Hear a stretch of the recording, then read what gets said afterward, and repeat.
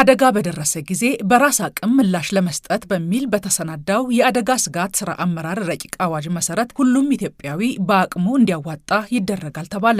ለአደጋ ጊዜ ምላሽ ለመስጠት ለሚቋቋመው ፈንድም ከኢትዮጵያ ዓመታዊ በጀት እስከ 3% ድረስ እንዲዋጣም ይጠበቃል ተብሏል።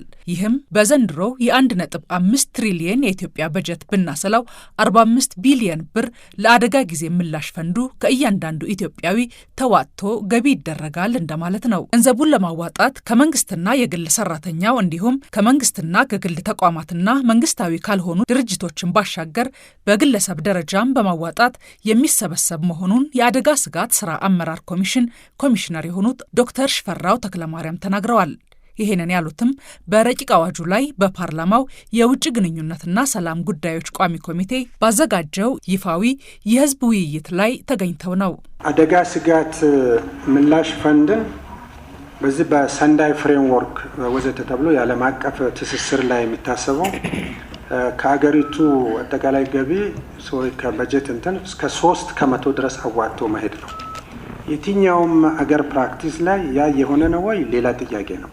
እኛ ግን በአገር በቀል ስሌት በአገር በቀል አቅም ይህንን የወሰድነው የረቂቅ አዋጁን የወሰድነው እንዴት ነው ክብራችንን የምናስጠብቀው የሚለው። ስለዚህ ይሄ ረቂቅ አዋጅ አደጋ ስጋት ስራ አመራር ረቂቅ አዋጅ የክብር ጥያቄ ነው። ስለዚህ ከልመና እንውጣ ነው አንድ።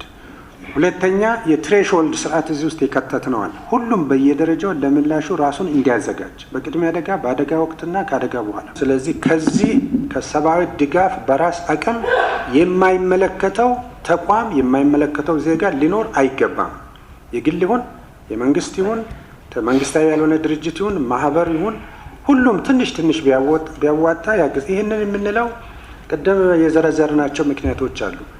ሰብአዊ ድጋፍ ላይ እና በራስ አቅም በምንለው ውስጥ በተሟላ መንገድ መሳተፍ የብሔራዊ ደህንነት አጀንዳ ነው ብለናል። በረቂቅ አዋጁ እንደተደነገገው እንደ ኢትዮ ቴሌኮም፣ የኢትዮጵያ አየር መንገድና ባንኮች ያሉ ከፍ ያለ ገቢ ያላቸው ተቋማት ለአገልግሎት ከደንበኞቻቸው ከሚሰበስቡት ገቢ እየቆረጡ ለፈንዱ ገቢ ማድረግ ይጠበቅባቸዋል። የመንግስትና የግል ሰራተኛው ደግሞ በየወሩ ከደሞዙ ይቆረጣል የተባለ ሲሆን ከዚህ ባለፈ ግን በግለሰብ ደረጃም ሁሉም ሰው በአቅሙ ልክ የሚያዋጣበት ስርዓት አዋጁን ተከትሎ በሚወጣው ደንብ ይወሰናል ተብሏል። ይህም ኢትዮጵያን ከራሷ አልፋ ጎረቤት ሀገራትም ጭምር እርዳታ ሰጪ ያደርጋታል ተብሏል።